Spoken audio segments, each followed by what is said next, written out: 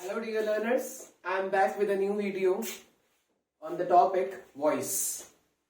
एक छोटा सा ब्रेक लिया था मैंने कुछ टॉपिक्स को आपके लिए रेडी करने के लिए, तो अब हम दोबारा से मिल रहे हैं एक नए टॉपिक के साथ जो है वॉइस। वॉइस का बेसिक काम क्या होता है? ये दो ही काम करता है बेसिकली। क्या मतलब है इसमें? या तो ये किसको एम्फेसाइज करेगा? सब्जेक्ट को, यानी कि काम करने वाले को, या फिर ये किसे एम्फेसाइज करेगा कि काम किया क्या गया है।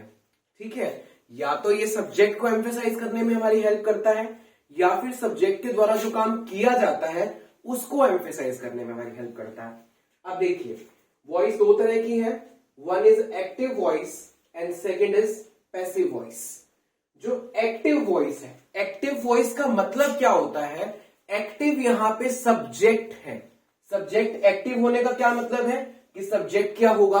डूअर होगा। Subject will be doer in the sentence and the sentences in which subject is doer, of course the sentences are in active voice. The example is in front of you. Mohan killed a snake. Mohan killed a snake, इसके अंदर जो आपका subject है वो है मोहन। अब मैंने आपको मेरी एक वीडियोस में समझा रखा है कि सब्जेक्ट और ऑब्जेक्ट को कैसे आइडेंटिफाई किया जाता है। मैं आपको एक ब्रीफ दे देता हूं दोबारा से।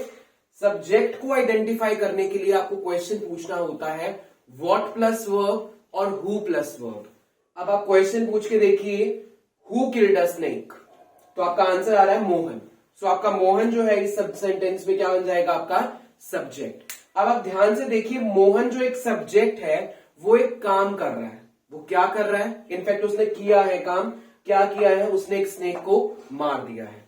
So the sentences in which subject is active, वो कुछ काम करके आपको परफॉर्म करके एक्शन दिखा रहा है। In that case the voice will be active voice.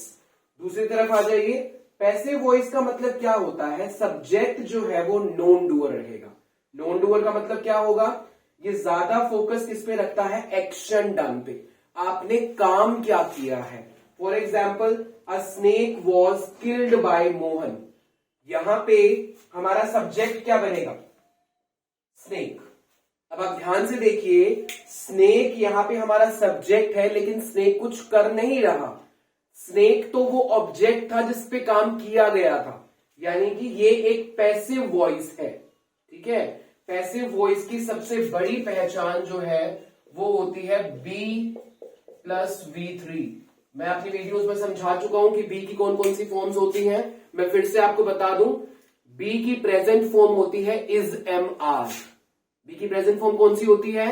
Is am are. और पास्ट फॉर्म कौन सी होती है? वॉज वर।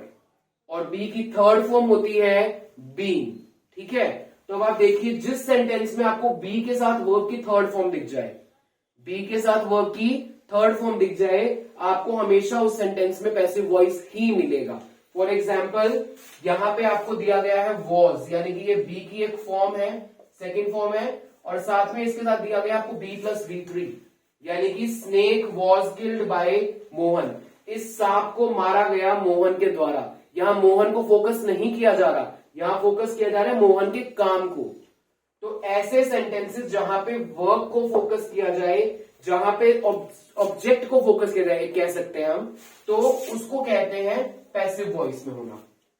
यहां पे हम क्या कर रहे थे? Mohan killed a snake. हम इंपॉर्टेंस बता रहे थे मोहन की, ना कि उसकी किलिंग की।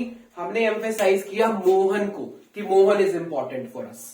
ठीक है, अभी मैं आपको कुछ रूल्स बता रहा हूं जिसके अंदर आपको ये समझ में आएगा कि एक्टिव से पैसिव हम बनाते कैसे हैं। तो अभी देखिए, एक्टिव से पैसिव हम कैसे बनाएंगे, और वीडियो में अंत तक बने रहिएगा, लास्ट तक बने रहिएगा, ताकि आपको जो भी चीज डाउट रहे आप उसे कमेंट में मुझे बताएं, और फिर मैं आपको वो चीज एक्सप्लेन कर दूंगा नेक्स्ट वीडियो में। देखिए, सबसे पहले हमें क्या ध्यान देना है कि हमें एक्टिव का सेंटेंस दिया जाएगा और हमें पैसिव उसे बनाना होगा। ये हमारा टास्क रहता है। ठीक है, सबसे पहले बेसिक बातें आप जो आपके दिमाग में रहनी चाहिए क्लियर। मैं क्या कहना चाह रहा हूं?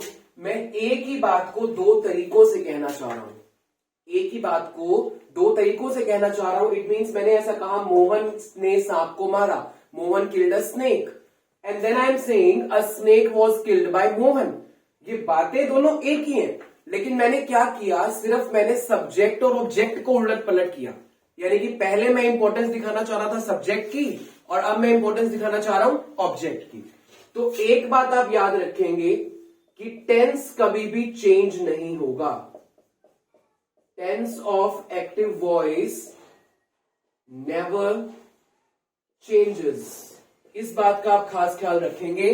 बच्चे क्या करते हैं, वॉइस को स्पीच से कनेक्ट कर देते हैं। वहां पे हम एम का वॉइस करते हैं, यहाँ पे भी बच्चे एम का वॉइस कर देते हैं। ठीक है, तो इसके अंदर हमें क्या करना है, आप सबसे पहले इस बात का ध्यान रखें कि एक्टिव वॉइस के अंदर टेंस जो है वो कभी भी चेंज नहीं होगा।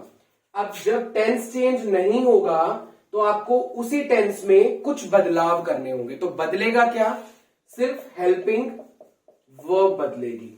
ठीक है, helping verb will be used accordingly. तो आपको सिर्फ इसमें बदलाव करना है, ये बात आप ध्यान रखेंगे। उसके बाद बात आती है मेन वर्ब की। आपको एक्टिव वॉइस के अंदर कोई भी फॉर्म दी हो, वर्ब की any form will be change to verb की थर्ड फॉर्म। ठीक है, एक बात का आप खास ख्याल रखेंगे कि वर्ब की कोई भी फॉर्म अगर आपको दी जाए तो आपको वर्ब की थर्ड फॉर्म में उसे चेंज करना है।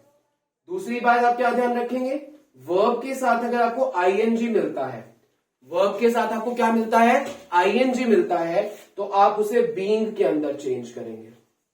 ठीक है, वर्ब के अंदर अगर आपको आईएनजी मिलता है तो आप उसे किसमें चेंज कर देंगे, बीइंग में चेंज करेंगे।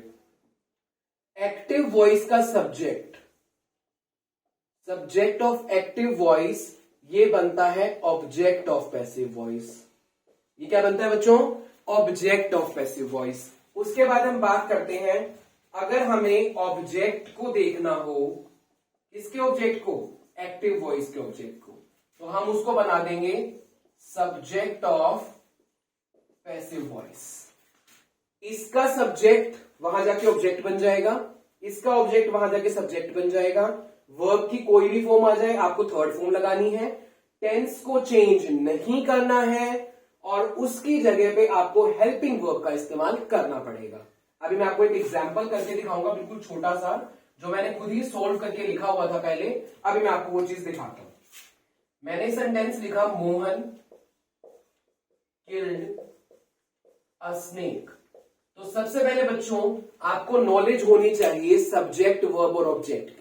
किसकी नॉलेज होनी चाहिए, सब्जेक्ट वर्ब ऑब्जेक्ट की। आप मेरी वीडियो देख सकते हैं, उसके अंदर मैंने बहुत ही इजी तरीके से समझाया है किस तरह से आपको सब्जेक्ट वर्ब ऑब्जेक्ट ढूंढने हैं। अब देखिए, मोहन यहां पे मेरा सब्जेक्ट है, ठीक है, मेरा यहां पे ऑब्जेक्ट है, यहां पे किल्ड यानी कि वर्ब की सेकंड फॉर्म है, और मुझे साफ साफ दिख रहा है मेरा सब्जेक्ट जो है एक डूअर सब्जेक्ट है, यानी कि मेरा सब्जेक्ट एक्टिव वॉइस वाला है। अब मुझे इसे पैसिव में कन्वर्ट करना पड़ेगा। करना पड़ेगा इन द सेंस मुझे क्वेश्चन दिया गया है, अब मैं इन रूल्स की हेल्प लूंगा और इसे फटाफट कन्वर्ट कर दूंगा। चलेंगे हम यहां से, ऑब्जेक्ट ऑफ एक्टिव वॉइस को बना दीजिए सब्जेक्ट, स्नेक को आप ले आएंगे पहले, आपने स्नेक लिख दिया पहले, ठीक है जी। हमें बताया गया था टेंस को चेंज नहीं करना, नहीं करेंगे जी, ये है पास्ट टेंस, पास्ट का पास्ट ही रहेगा, लेकिन वर्ब की कोई भी फॉर्म होती है वर्ब की थर्ड में चेंज होगी। यहां पे किल है यानी कि किल्ड लिखा हुआ है, तो मैं किल्ड की थर्ड फॉर्म होती है किल्ड, लेकिन टेंस को चेंज नहीं करना और हेल्पिंग वर्ब लगानी है वॉज। क्यों लगानी है helping verb, helping verb will be used accordingly, accordingly किसके, अकॉर्डिंगली टू दी टेंस। तो एक बात आप ध्यान रखेंगे, यहाँ पे पास्ट टेंस था तो आपने पास्ट लगा दिया, अ स्नेक वॉज किल्ड। अब आप एक बाय वर्ड ऐड करेंगे, उसके बाद आप लिख देंगे सब्जेक्ट मोहन। तो आपको बिल्कुल कंफ्यूज नहीं होना है, ये एक बेसिक स्ट्रक्चर है किस तरह से आप चेंज करते हैं। अभी मैंने आपको सिर्फ एक इंट्रोडक्शन दिया है, मैं आपको धीरे धीरे सभी टेंसेस के सेंटेंस करवाऊंगा, no don't worry about it, लेकिन आपको बेसिक स्ट्रक्चर को सीखना बहुत जरूरी है।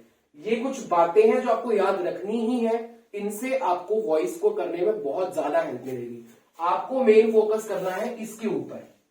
अगर आप ये बनाना सीख गए B+B3, तो उसके बाद तो सेंटेंस में कुछ बचता ही नहीं है, आपको सिर्फ उलट पलट करनी है, मेन पार्ट होता है इसका, ठीक है।